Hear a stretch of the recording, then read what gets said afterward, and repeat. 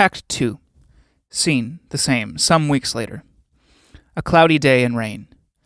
Enter Alice and Kurt, back in raincoats, carrying umbrellas. So I've got you here.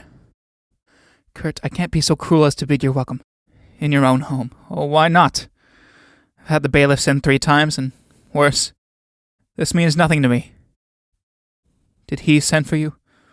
A formal summons. But I don't understand on what authority. Quite. He's not your chief. No, but he has set himself up as king of this island. And if anyone opposes him, he just invokes the colonel's name and they all kowtow. Tell me, is today the colonel's coming? He's expected. But I don't know anything for certain. Do sit down. Kurt, sitting. It's all the same as ever here. Don't think about it. Don't open the wound. Wound? I only find it a little strange. Strange like the man himself. You know, when I first met him in my youth, I ran away from him. But he pursued me, flattered me, offered his help, and bound me. I tried to escape again, but in vain. Now I am his slave. Alice. But why? It's he who's indebted to you, yet you who are under an obligation. After I was ruined, he offered to help Alan with his examination. Alice. That will cost you dear. Does your candidacy for Parliament still hold good? Yes.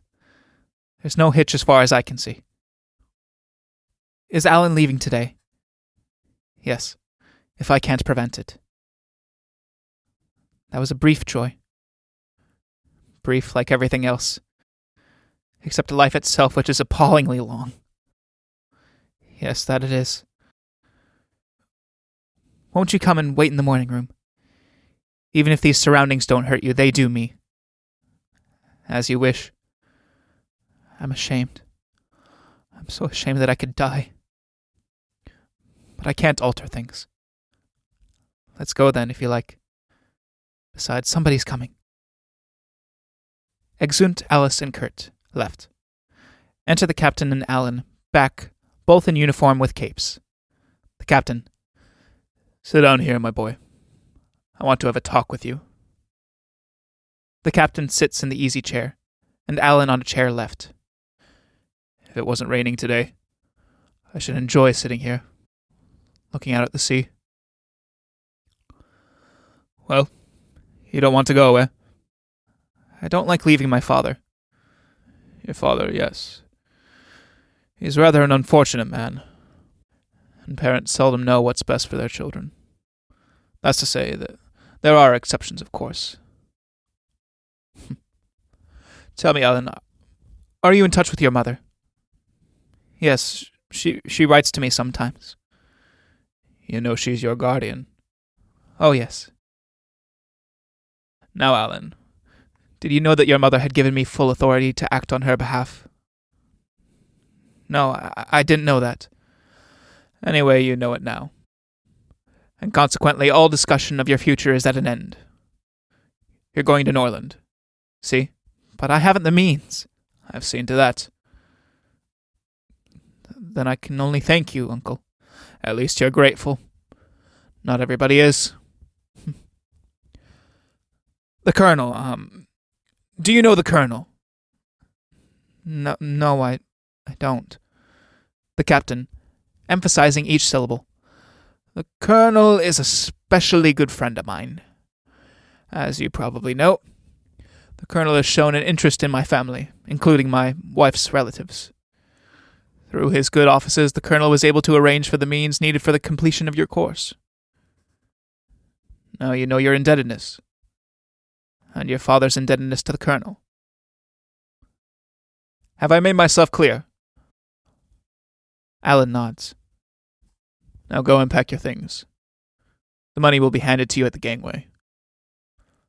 And so, goodbye, my boy. He rises and holds out one finger for Alan to shake. Exit the captain, right. Alan stands alone, looking miserably round the room. Enter Judith, back, wearing a hooded cape and carrying an umbrella. Apart from this, she is beautifully turned out, in a long skirt with her hair up. Judith.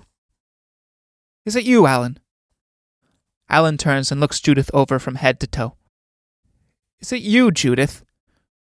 Don't you recognize me? Where have you been all this time? What are you looking at? My long skirt and my hair? You haven't seen this before. Do I look like a woman? Alan turns away. Judith, gravely. What are you doing here? I have been taking my leave. What? Are you going away?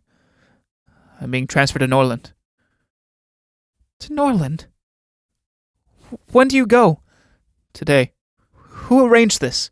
Your father. I might have known. Walks up and down, stamping her feet. I wish you could be here today. So as to meet the Colonel? What do you know about the Colonel? Must you really go? I have no choice. And now it's what I want myself. Why do you want to go now? I want to get away from here. Out into the world. It's too cramped here. Yes, I understand, Alan. It's unbearable here. People speculate in soda and in human beings. Alan, I, as you know, am a happy sort of person who doesn't suffer. But now I'm beginning to. You? Yes.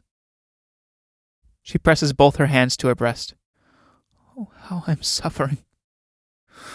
Oh, what is it? I don't know. I can't breathe. I think I'm dying. Judith! Oh.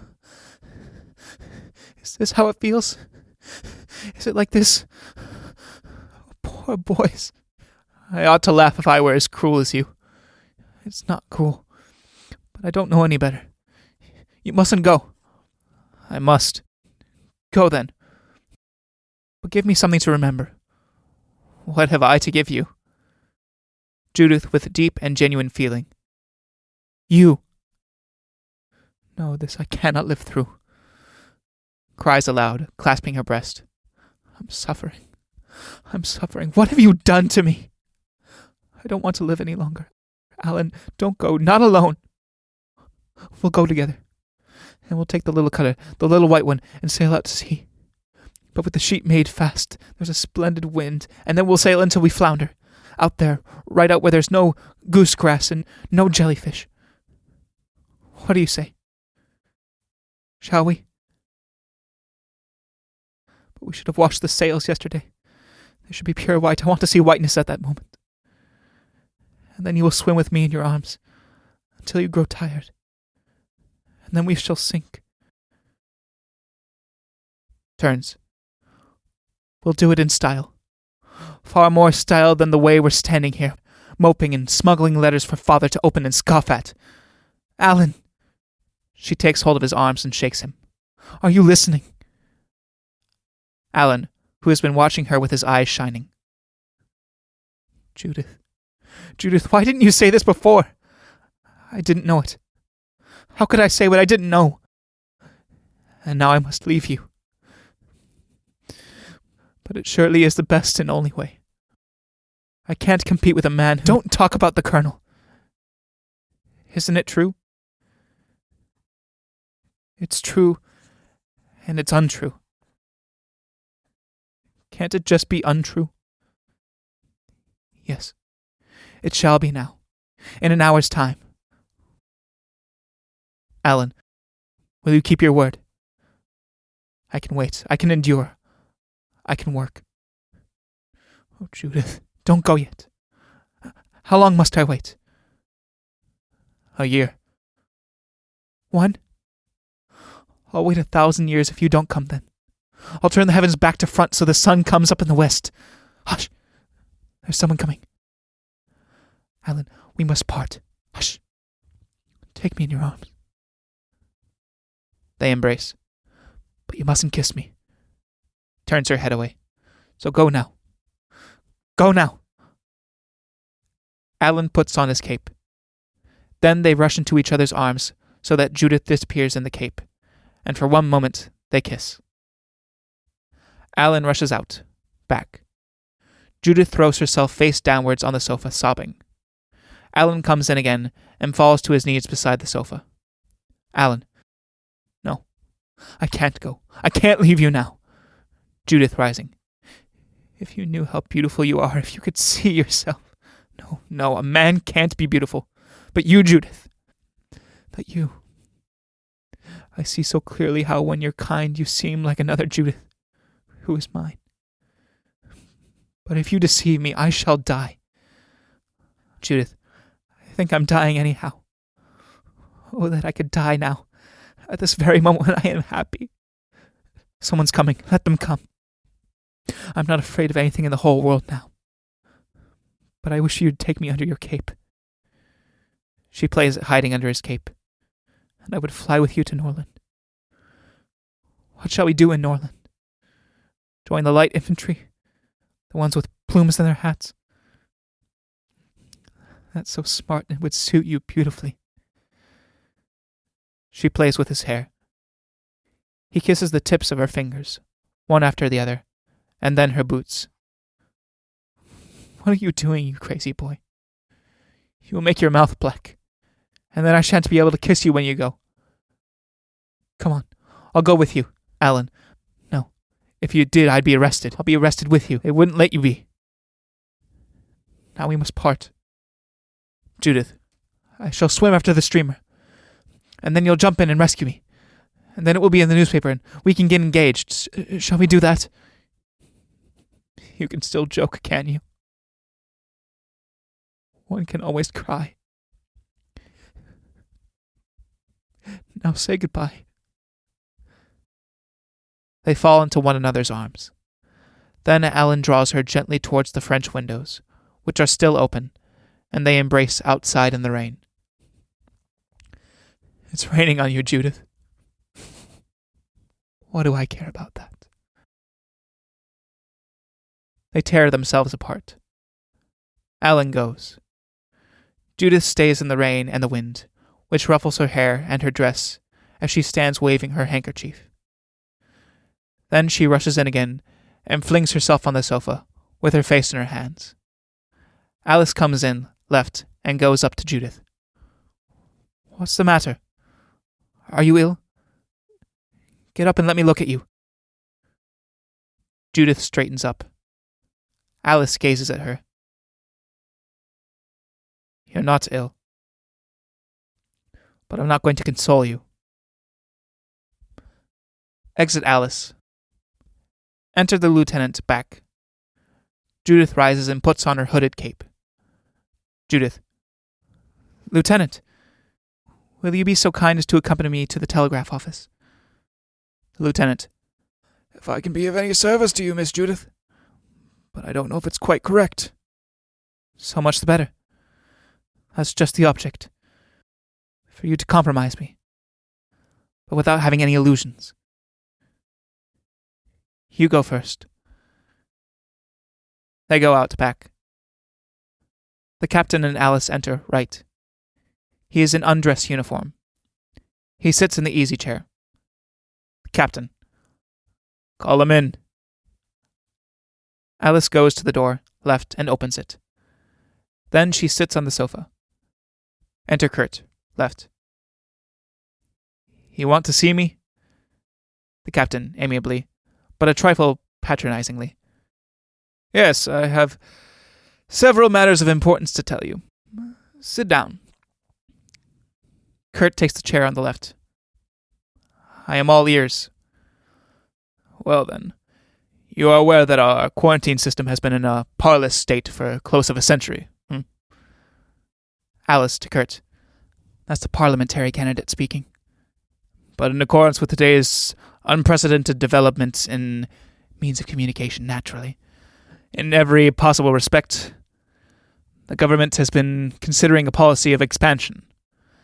To this end, the Ministry of Health has appointed inspectors and... Alice to Kurt. He's dictating. You may as well know it sooner or later. I have been appointed as quarantine inspector. Kurt. I congratulate you. and at the same time pay my respects. Our personal relationship, due to our family connections, will remain unchanged. But now to speak of another matter. Your son Alan has, at my request, been transferred to an infantry regiment in Norland, but I don't wish him to be. Your wishes in this matter are subordinate to those of his mother. And since his mother has authorized me to act for her, I have made the aforementioned decision. I admire you. Is that your only reaction in this moment? When you are about to be parted from your son? Have you any really human feelings? You mean I ought to be suffering? Yes. It would please you if I suffered. You want me to have to suffer. Can you suffer? Once I was stricken with illness, you were there, and I can only remember an expression of unfeigned pleasure in your face. Alice, that's not true. Kurt sat at your bedside all night and soothed you when your pangs of conscience became too sharp. But when you recovered, you were ungrateful. The captain, without appearing to hear Alice. Accordingly, Alan is to leave us. Who's to provide the means? I have done so already.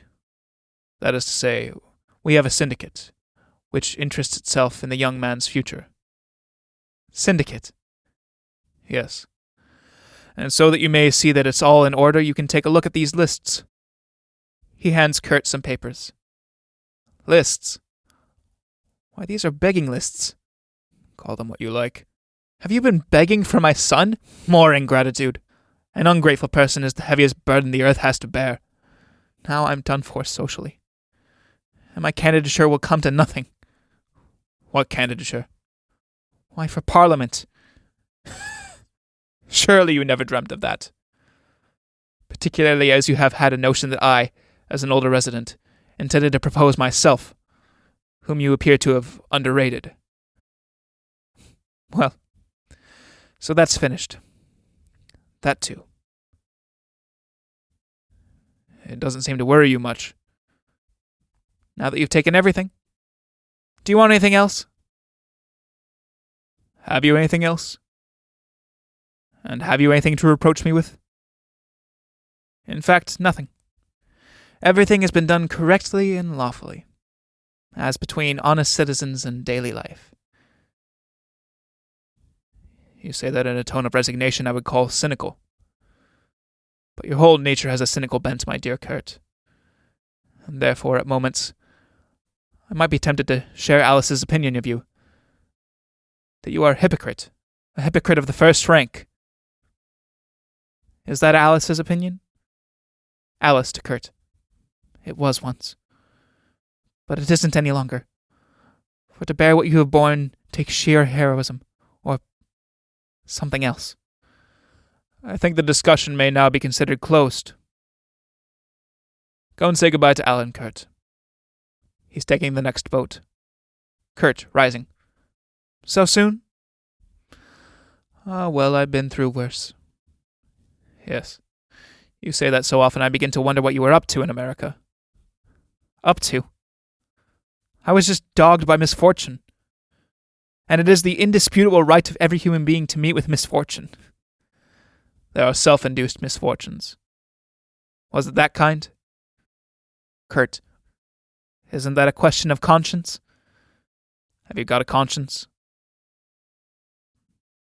There are wolves and there are sheep. It's no honor to be a man to be a sheep. But I'd rather be that than a wolf. Don't you know the old truth that everyone shapes his own destiny? Is it a truth? And don't you know that one's own strength... Yes, I do know that. Since the night when your own strength betrayed you, Captain, raising his voice. A deserving man like yours, truly. Yes. Look at me. I have striven for 50 years against a whole world. But I have in the end won the game through perseverance, attention to duty, energy, and integrity. Alice, you should let others say that. The others don't because they're jealous. However, we're expecting visitors here. Today my daughter Judith is to meet her fiancé. Where is Judith? She's out. In the rain? Kurt, perhaps I might go now? No. You stay. Is Judith dressed? Respectably? Yes, she'll do. Has the colonel said for certain that he is coming? The captain, rising. Yes. That's to say, he's going to arrive and take us by surprise, as it were. I'm expecting his telegram at any moment. Going right. Back soon. Exit the captain. Alice. There you have the man. Is he human? When you asked me that before, I said he wasn't. Now I believe him to be one of the commonest types that possesses the earth. Perhaps we're a bit like that ourselves. Profiting by other people. Opportunists. He has eaten you and yours alive. And you defend him? I've been through worse. But this man-eater has left my soul untouched. That he could not devour. What is this worse you've been through? You ask that? Are you being rude? No. I don't want to be, so never ask that again. Enter the captain, right. The telegram was there already. Read it, please, Alice. My sight is so bad. Sits down heavily in the easy chair. Read it! You needn't go, Kurt. Alice, having read it quickly to herself, shows consternation. Well, aren't you pleased? Alice stares silently at the captain. Who is it from? It's from the colonel. You don't say! Well, what does he say? He says this. In view of Miss Judith's impertinent telephone message, I regard our relations as broken off, for good. The captain, turning pale. This is Judith. And here is Holferness. What are you, then? You will soon see. This is your doing. No. This is your doing! No! The captain tries to rise and draw his sword, but has a stroke and falls back into his chair. Now you got what you deserve. The captain, whimpering senilely. Don't be angry with me. I'm very ill. Are you? I'm glad to hear it. Let's carry him to the bed. No, I won't touch him. She rings the bell. The captain, as before. Don't be angry with me. To Kurt. Look after my children. That's rich. I'm to provide for his children when he has stolen mine. What self-deception. Look after my children. He continues to babble incoherently. At last his tongue is stayed. He can brag no more, lie no more, wound no more. You, Kurt, who believe in God, thank him for me. Thank him for freeing me from the tower, from the wolf, from the vampire. Don't, Alice. Alice, in the captain's face. Where's your own strength now, eh? And your energy? The captain, speechless, spits in her face. If you can still spit venom, viper, I'll tear your tongue out of your throat. She gives him a blow on the ear. The head is off. Oh, Judith, glorious girl, whom I bore like a vengeance beneath my heart, you have set us free, all of us. If you have any more heads, Hydra, we'll take them too. She pulls his beard. So there is justice on earth after all. Sometimes I've dreamt of it, but I've never believed it. Kurt, ask God to forgive me for having misjudged him. Justice exists. Now I'll become a sheep too. Tell him that, Kurt. A little good fortune makes us better. It's misfortune that turns us into wolves. Enter the lieutenant, back. The captain has had a stroke. Please help us wheel the chair out. Madam? What is it? Well, Miss Judith, help us here first. You can talk about Judith afterwards. The lieutenant wheels the chair out, right. Out with the carcass. Out with it and throw everything open. The place must be aired. She throws open the French windows. Outside it has cleared. Kurt, are you going to abandon him? There's no need for me to lay out a decaying animal. Skinners or scavengers can take a look after him. A garden plot is too nice a place to receive that wheelbarrow of filth. Now I'm going to bathe myself, to wash off all this dirt if I can ever be clean again. Judith is seen outside by the balustrade, bareheaded, waving her handkerchief towards the sea. Kurt, going out back. Who's that? Judith? Judith! Enter Judith. Judith, crying aloud. He is gone. Kurt. Who? Alan has gone. Without saying goodbye? We said goodbye. And he sent messages to you, Uncle. Alice. Was that how it was? Judith throws herself into Kurt's arms. He is gone. He'll come back, dear child. Alice. Or we'll follow him. Kurt, pointing to the door right. And leave him? What would people... Alice. People? Puh. Judith, come and embrace me. Judith goes up to Alice, who kisses her on the forehead. Do you want to follow him? Need you ask? But your father is ill. What do I care about that? That's Judith. Oh, how I love you, Judith. Besides, Papa isn't petty. And he doesn't like being coddled. He has at least got some style, Papa. Yes, in a way. And I don't think he's anxious to see me after that telephone business. But why should he saddle me with an old man? No. Alan. She throws herself into Kurt's arms. I want to go to Alan. She pulls herself away again and rushes out to wave. Kurt follows her and waves too. Alice. To think that flowers can grow out of filth. Entered the lieutenant, right. Well? Well, Miss Judith... Is it now so sweet to feel the sound of her name caressing your lips that you forget a dying man?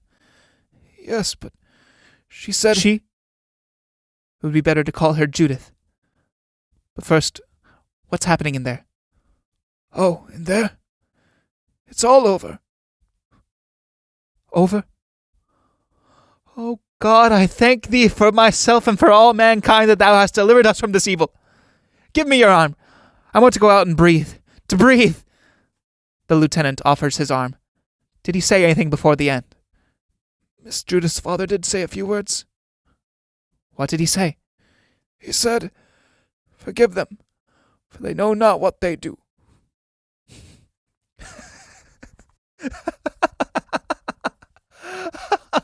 Incredible. Yes, Miss Judith's father was a good and noble man. Kurt!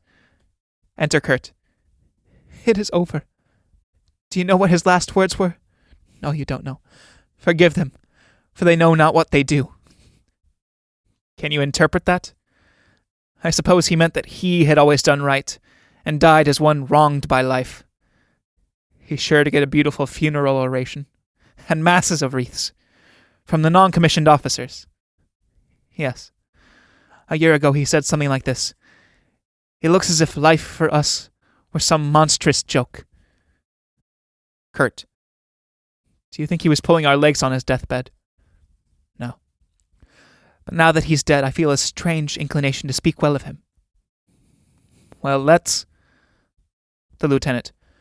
Miss Judith's father was a good and noble man. Hear, hear. Kurt. They know not what they do. How many times have I not asked you if he knew what he was doing? And you thought he didn't know. So, forgive him. Alice. Riddles, riddles. But feel the peace in the house now. The wonderful peace of death. Wonderful as that solemn unrest when a child is coming into the world. I can hear the silence. I can see the marks on the floor of the easy chair which bore him away. And I feel now that my own life is over. And I am on the way to disillusion. Do you know?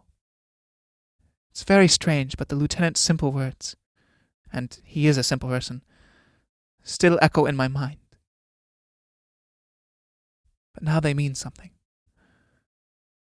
My husband. The love of my youth. Yes, you may laugh, but he was a good and noble man, in spite of it all. Kurt. In spite of it all. And a brave one, too. How he fought for his own existence and what was his. What anxieties. What humiliations. Which he cancelled out so that he could pass on. He was one who is passed over. And that's the crux of it. Let's go into him. No, I can't. For while we have been talking here, I've had a vision of him when he was young. I saw him. I can see him now, as he was when he was 20. I must have loved that man.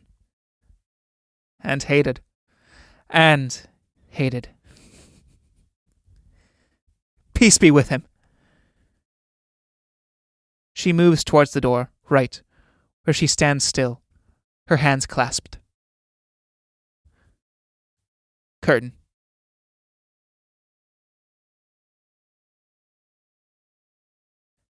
And that is the end of The Dance of Death, a play in 2 parts by August Strindberg.